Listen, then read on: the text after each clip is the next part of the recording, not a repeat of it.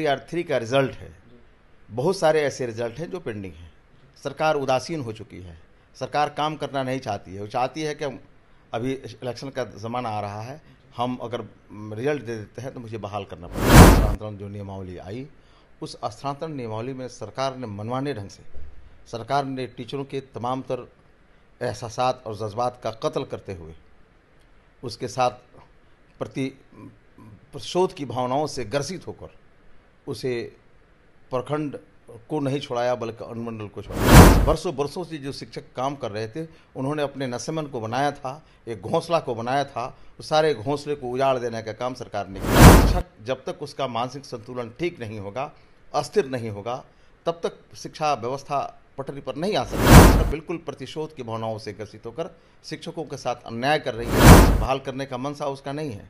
पूरे शिक्षा व्यवस्था में अराजकता की स्थिति उत्पन्न हुई। अभी आप छठ और दिवाली को देख रहे हैं कि हिंदुस्तान का सबसे अहम पर्व है ये, और बरसों बरसों से जो व्यवस्थाएं थीं, उन व्यवस्थाओं को दरकिनार करते हुए, धत्ता बताते हुए सरकार ने बिल्कुल तानाशाही रवैये को अपनाकर शिक्षकों को प्रताड़ित ही नहीं करना चाहती है, बल्कि बच्चों के साथ भी यह पूर्ण रूप से अन्याय कर रही है।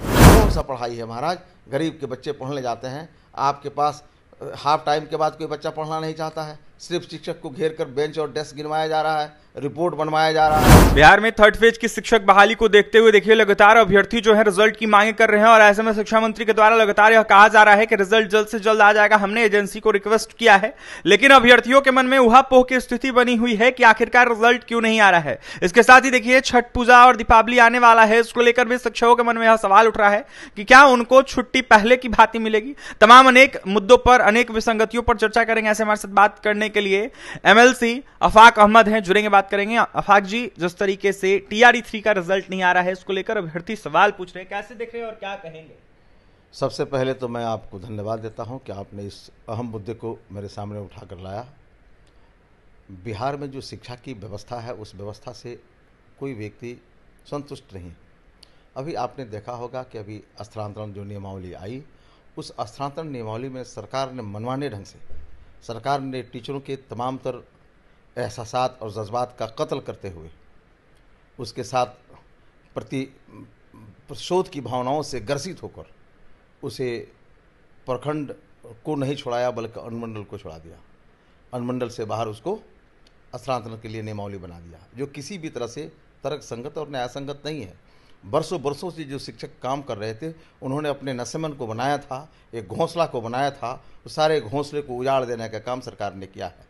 सरकार कौन सा गुणवत्तापूर्ण शिक्षा देना चाहती है मुझे पता नहीं है।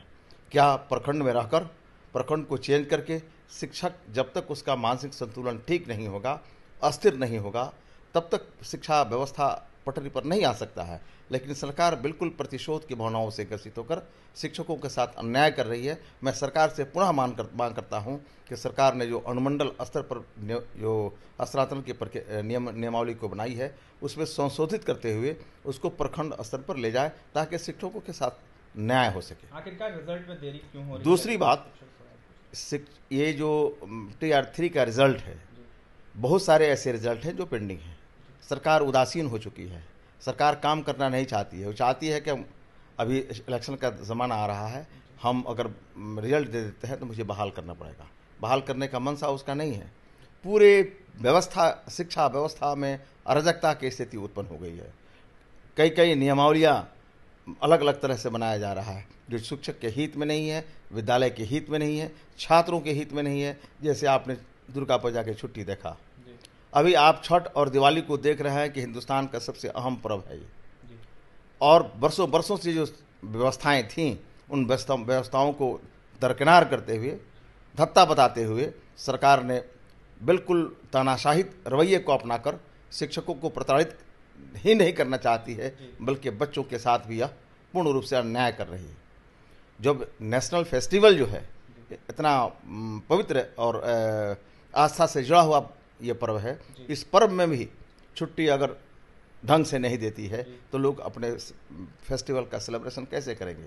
हम सरकार से मांग करते हैं, निवेदन करते हैं कि छठ और दिवाली की छुट्टी जो पूर्व से जो मिलता था, उसको अविलंब लागू करें, और बिहार में छात्रों के साथ, अभिभावकों के साथ और शिक्षकों के साथ अन्याय करे। शिक्षा मंत्री से मिलेंगे भी आप क्या? शिक्षा मंत्री से हम लोग मिले थे। शिक्षा मंत्री काफ़ी सज्जन व्यक्ति है और काम करने वाले आदमी, लेकिन मेरे कहने का मतलब है कि कहीं ना कहीं सब का लिमिटेशन है। वो चाहते हुए भी जो पदाधिकारी हैं वो चलने नहीं देंगे और चाहते हुए भी वो कुछ कर नहीं पाएंगे। जैसे कि मुख्यमंत्री ने घोषणा किया सदन के अंदर लोकतंत्र के मंदिर में खड़ा होकर कि विद्यालय 10 से 4 चलेंगे, लेकिन आज हो गया 6 महीना, 4 महीने, 5 महीना से ज़्यादा हो गया, आज तक उस पर इम्प्लीमेंटेशन नहीं हो सका।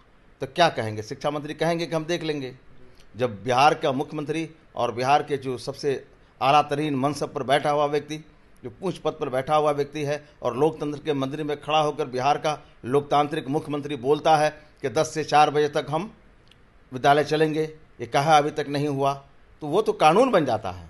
लोग सदन के अंदर लोकतंत्र के मंदिर में खड़ा होकर अगर मुख्यमंत्री महोदय, माननीय मुख्यमंत्री महोदय जो वक्तव्य देते हैं वह नियम बन जाता है। हम लोग बच्चे को यही स्कूलों में पढ़ाया करते थे, लेकिन आप देखें कि मुख्यमंत्री के द्वारा यह घोषणा के बावजूद भी आज विद्यालय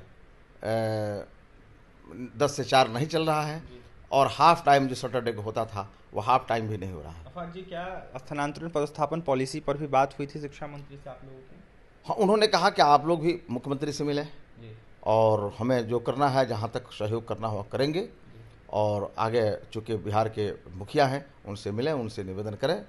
तो कहीं ना कहीं यह बात स्पष्ट है कि मुख्यमंत्री के संज्ञान में है, कर्णमंडल से तक लोगों को ले गए हैं। अब उनसे निवेदन हम करना चाहेंगे कि उसको प्रखंड पर लेकर आवें ताकि उन टीचरों को राहत मिल सके। सबसे बड़ी बात तो ये है कि टीचर मानसिक रूप से तनाव में है। जो टीचर 10 बजे विद्यालय जाता था और 4 बजे आता था, बच्चे भी तनाव में हैं और शिक्षक भी तनाव में है। ये आप सुबह 8 बजे से बच्चे को बुला रहे हैं, अगर 3 किलोमीटर जाना है तो बच्चे को जाने में समय लगेगा। वो सुबह जाता है और शाम को 5 बजे आ रहा है। ये कौन सा पढ़ाई है महाराज? गरीब के बच्चे पढ़ने जाते हैं, आपके पास हाफ टाइम के बाद कोई बच्चा पढ़ना नहीं चाहता है। सिर्फ शिक्षक को घेर कर बेंच और डेस्क गिनवाया जा रहा है, रिपोर्ट बनवाया जा रहा है, पढ़ाई से कोई मतलब नहीं है। तो मुझको ये सरकार से आग्रह करना चाहते हैं, ये सरकार बिल्कुल उदासीन हो गई है। उससे मैं हाथ जोड़कर कृपावत प्रार्थना करता हूँ कि कम से कम टाइमिंग को चेंज करें और टीचर का जो स्थानांतरण द्वेषपूर्ण तरीक़े से हुआ है उसमें वो परिवर्तन लावे, तभी बिहार विकास के रास्ते पर आगे बढ़ पाएगा।